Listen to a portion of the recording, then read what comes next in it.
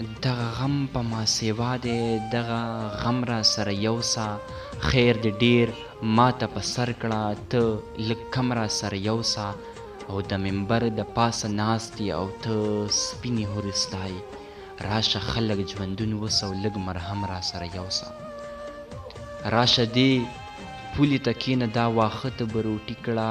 دغه پنډ ما ته په شا کړه، دا شړشم را سره یوسه. او زه د کلي د هوښیار نه بس په دې خبره بیل شوم.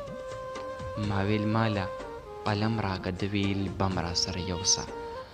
او دا د هجر تورې شپې به د وصال سپوږمۍ رڼا کړي، خو ته لاس په لاس کې راکړه یو قدم را سره یوسه. ای د جهل په تیارو کې د روښان فکر خاونده، راشه ګران دانشه راشه دا تور دم را سره یوسه.